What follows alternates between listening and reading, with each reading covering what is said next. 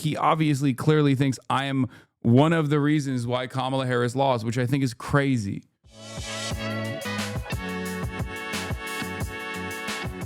What? Keith Edwards blaming you for this? Who's Keith Edwards? MAGA calls the FBI on me after I did this? Who the f is Keith Edwards? Also, why is he blaming me for it? He's a political commentator. He's a lib that is for Gaza genocide. He's a David Pacman type. I don't think any like out and about outspoken liberal is going to yell at me over anything at this moment. As far as he can. As far as he can. Hey, well, you know what? F you. I'm not doing that. And by the way, I'm not going to pay for your stuff anyways. So I don't know about you, but I'm feeling a little bit energized by all of this because Donald Trump's going to try to take this as far as he can, And what we're showing is, you can try to push the margins, but there's a breaking point. And I think we're starting to feel that. Now, we are getting more reporting, like I said, where folks are uncovering what really happened. Why ABC did what they did. It's not going to probably be surprising to some of you. First, Hasan said, if you don't know Hasan, he's a streamer on Twitch. I think one of the biggest left leaning streamers. Every corporation is instantly folding to the admin. Even then, I think we need to start saying regime now. He posted a clip of you 2 hours ago. What is this? Hasan Piker, Kamala Harris will be doing the exact same thing. Here's the full clip, given this is deceptively edited. Hasan was talking about how Democrats would have unconditionally supported Israel just like the Republicans did. And he is 100% correct there. I don't understand what like these guys' obsession with like, bro, much like the bumper on the Toyota Corolla Sports Edition we saw earlier. Let it go, man. Let the bumper go. Okay? Like, please. Like, this is what positive thing do you get out of this? I don't understand. Like, out of all of the progressive commentary circuit right now, in this very moment, and they will come after everyone, right? They'll come after David Pacman. They'll come after Keith Edwards too, eventually. But out of all of the people that are on the left flank of political commentary and independent media, it is obvious that the administration has put the crosshairs on me.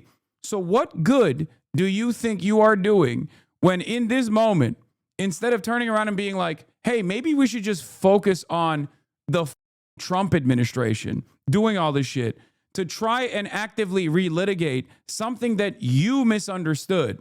Like, what good does that do? Okay, all of your centrist liberal fan base hates me in this process. Okay, I get cooked. Liberals don't come to my defense. They go, ooh, this is what you got. You deserve this. Like, do you think you're magically going to take the top slot or something? Like, I don't get it. He didn't misunderstand. You gave him free cloud. I just don't understand it. Like, I don't understand why they do this shit where they go, ooh, Kamala Harris will be doing the exact same thing. I do think a lot of regular liberals, not commentators, they don't realize this alignment. They think they're just fighting extremes. No, a lot of liberals, for the most part, people who say that they're liberals, unironically also watch me and think, no, this guy's making a lot of sense.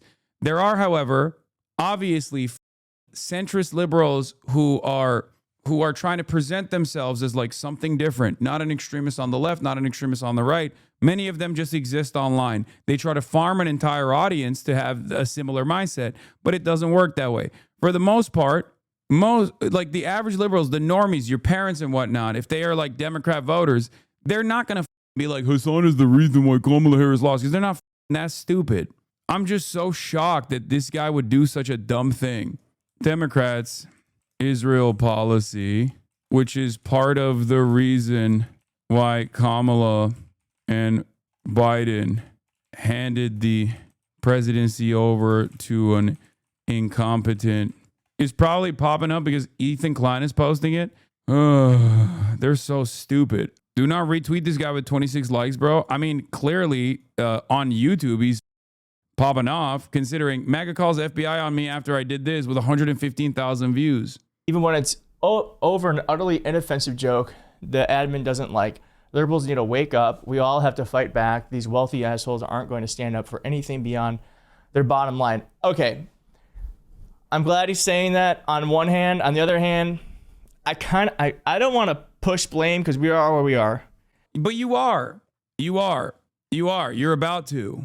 How dumb, dude. How unimaginably stupid. If Kamala Harris at least like listened to not me, but the tens of thousands of people that were protesting the administration's incompetence and refusal to address the genocide that was unfolding under the watchful gaze of Joe Brandon, okay, maybe we wouldn't be in this mess. And I'm not stupid, so I'm not even going to say that's the only reason. But that was emblematic of the Democratic Party, their overall refusal to listen to very reasonable demands. I read this earlier. People are still talking about it. You aren't the only one they blame. I mean this in agreement with you, but you got to let this go, man. I think the liberal echo chamber really overdid what small minority of Twitter leftists actually believe Kamala and Trump are the same, and that margin is not what lost the election, my 2 cents. Yeah, ain't nobody said Kamala Harris and Donald Trump were going to be the same on every issue, but their closeness on pivotal issues allowed Donald Trump to win the election. What are we doing? Jesus Christ. Liberals can never closely examine how we arrive at this situation twice now. Twice. Not once, but twice. And when they need to meet the moment and actually fight back against Trump, they're still flinging shit to the only motherfuckers that are in the streets. That's the other thing. Because the leftists that they're shitting on haven't stopped protesting. They haven't stopped protesting about Gaza. They haven't stopped protesting about ICE. They are the ones who are out in the streets. And so many goddamn liberals are just like sitting, and this is not all liberals, but like online liberals, okay? This is just a entirely online thing. I think liberal voters, Democrat Party voters, like straight ticket blue Democrats are way more angry than the dumb centrists that present themselves as centrists online. Now that guy that we just looked at, I didn't think they were one of them. I did not think that this was like one of those people. As a matter of fact, I've heard like a lot of very good takes from this account. He deleted the tweet, by the way. Oh, he did. Well, he didn't delete his video. But it's kind of folks like Hasan who wouldn't push for the hit push. And I know he's not gonna delete the video because it got 100,000 views in 2 hours. How is this productive, man? What are you doing? What are you doing? I don't even know who you are. I've never actually yelled at you. I don't know who the you are. I don't know what the you think.